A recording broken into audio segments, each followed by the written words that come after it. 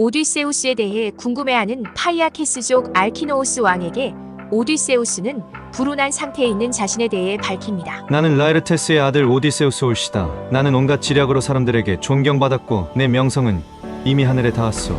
멀리서도 잘 보이는 이타케가 내 고향이요. 나로서는 자기 나라보다 달콤한 것은 달리 아무것도 없소이다. 아닌 게 아니라 여신들 중에서도 고귀한 칼립소는 나를 남편으로 삼으려고 자신의 속이 빈 동굴들 안에 나를 붙들어두려 했지요. 마찬가지로 아이아이의 섬의 교활한 키케도 나를 남편으로 삼기를 열망하며 자신의 궁전에 나를 붙들어두려 했지요. 하지만 그들도 내 가슴속 마음을 설득할 수는 없었어. 오디세우스 일행은 트로이 전쟁을 마치고 귀향하던 중 전사들에게 전리품을 골고루 나눠주기 위해 트로이의 동맹국이었던 키코네스족의 나라인 이스마로스에서 여자들과 재산을 약탈했는데 오디세우스가 빨리 떠나야 한다고 재촉했으나 전우들이 말을 듣지 않고 소를 잡고 술을 마시는 사이에 도망친 키코네스족이 이웃인 다른 키코네스족을 불러서 다시 싸우게 됩니다. 수적으로 열세해진 오디세우스 일행은 배마다 전우들이 6명씩 죽고서야 겨우 탈출할 수 있었다는 이야기를 들려줍니다. 다시 항해를 시작한 오디세우스 일행은 제우스가 일으킨 무서운 폭풍으로 배가 난파될 위기를 넘기고 퀴테라에서 표류한 지 열흘째 되던 날 채식을 하는 로토파고이족의 나라에 도착하게 됩니다. 현명한 오디세우스는 그곳이 어떤 나라인지 알아보기 위해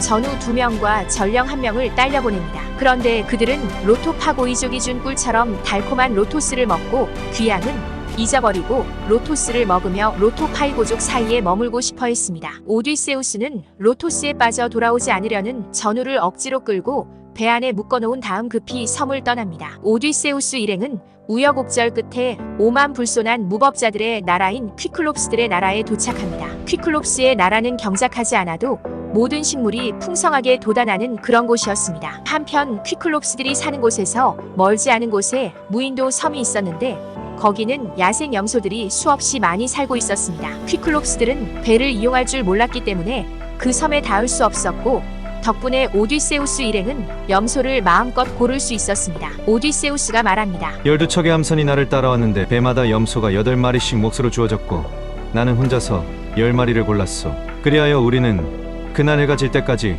온종일 그곳에 앉아 말할 수 없이 많은 고기와 달콤한 술로 잔치를 벌였소. 배 안에는 불그레한 포도주가 아직 다 떨어지지 않고 남아있었으니 피코네스족의 신성한 도시를 함락했을 때 우리는 각자 손잡이가 달린 항아리에다 포도주를 한껏 퍼왔기 때문이지요. 나중에 이 포도주는 오디세우스가 폴리페모스를 무찌르는데 도움이 됩니다. 오디세우스는 염소가 많은 무인도 섬의 일행과 배들을 남겨두고 자신이 탄 배의 전우들과 함께 퀴클롭스의 나라로 갑니다. 오디세우스는 배에 포도주도 가지고 가는데 그 포도주는 에우안테스의 아들 마론이 그에게 준 것이었습니다. 그 포도주는 가히 신적인 음료라고 묘사되어 있습니다. 고대 그리스인들은 포도주를 주로 1대2나 2대3으로 희석해서 마셨다고 하는데 이 포도주는 1대20의 비율로 희석해야 하는 것으로 보아 도수가 매우 높은 것으로 보입니다. 이렇게 술의 도수가 높았기 때문에 폴리페모스를 취하게 하는데 도움이 되었던 것입니다. 거인이 돌아올까봐 두려운 마음이 든 전우들은 오디세우스에게 치즈와 가축들을 훔쳐서 빨리 달아나자고 했지만 오디세우스는 듣지 않았습니다. 퀴클롭스는 젖을 짤 수 있는 암컷들은 동굴 안에서 키우고 수컷들은 바깥에 있는 깊은 마당에 남겨놓았습니다. 퀴클롭스는 여러 가지 일들을 끝내고 나서야 오디세우스 일행을 발견하고 물었습니다. 나그네들이여, 너희들은 누구며 어디서 습한 바닷길을 항해 왔는가?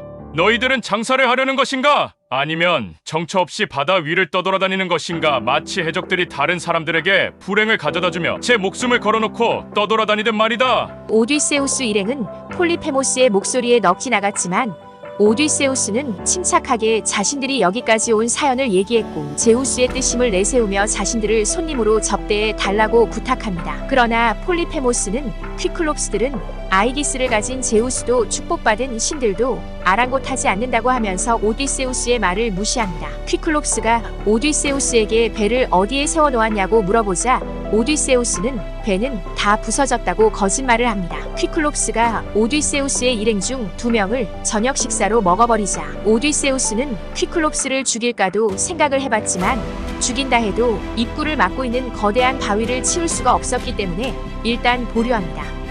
퀴클롭스는 아침 식사로도 전우 2명을 먹고 나서 가축들을 몰아서 산으로 갑니다. 오디세우스는 퀴클롭스가 가지고 다니려고 세워놓은 돛대만한 몽둥이 일부를 잘라내서 뾰족하게 만들고 불에 달군 후 그것을 똥더미에 감추어둡니다. 그리고 폴리페모스의 눈을 찌를 4명을 제비로 뽑고 거기에 자신을 포함시킵니다. 돌아온 퀴클롭스가 또 전우 2명을 저녁 식사로 준비하고 있을 때 오디세우스가 포도주를 권했고 퀴클롭스는 그 포도주를 받아 마십니다. 포도주 맛에 빠진 퀴클롭스는 오디세우스에게 포도주를 더 달라고 해서 3번이나 포도주를 더 받아 마십니다. 퀴클롭스가 오디세우스에게 이름을 물어보자 자신의 이름은 아무도 아니라고 답합니다. 마침내 오디세우스 일행은 술에 취한 폴리페모스의 눈을 찌릅니다. 앞이 보이지 않는 폴리페모스는 다른 퀴클롭스들을 큰 소리로 불렀지만 자신을 죽이려는 자가 아무도 아니라고 말했기 때문에 퀴클롭스들이 떠나버립니다. 퀴클롭스는 누군가 그의 양들과 함께 문 밖으로 나가면 잡을까 해서 2 팔을 벌린 채 문간에 앉아 있었습니다. 오디세우스는 퀴클롭스의 잠자리였던 버들나무 가지들로 숫 양들을 3마리씩 묶어서 가운데에 전우들을 묶어서 보내고 자신은 맨 마지막으로 숫 양을 끌어안은 채 동굴을 탈출합니다. 죽을 고비를 넘긴 오디세우스 일행은 겨우 배를 탔고 오디세우스는 소리쳤습니다. 퀴클롭스, 그대가 속이 빈 동굴 안에서 강력한 힘으로 먹으려 했던 것은 그대도 보다시피 결코 허약한 자의 전우들이 아니오. 그렇게 그대의 악행들이 그대를 따라잡게 되어 있었으니 무정한 자여, 그대는 제 집에서 손님들을 잡아먹기를 두려워하지 않았던 것이오. 그래서 제우스와 다른 신들께서 그대에게 벌을 내리신 것이오. 이 말에 화가 난 폴리페모스가 큰 산의 봉우리 하나를 뜯어내 오디세우스 일행에게 던지자 그 충격으로 물이 역류하여 오디세우스 일행은 다시 무트로 갈 뻔했습니다. 그런데도 오디세우스는 다시 폴리페모스를 자극하는 말을 하려고 해서 전우들이 말렸으나 오디세우스는 멈추지 않고 말합니다. 퀴클롭스, 필면의 인간들 중에 누가 그대의 눈이 치욕스럽게 먼 것에 대해 묻거든 그대를 눈멀게 한 것은 이타케에 있는 집에서 사는 라에르테스의 아들 도시의 파괴자 오디세우스라고 말하시오. 분노로 가득 찬 폴리페모스는 포세이돈 왕께 기도했습니다.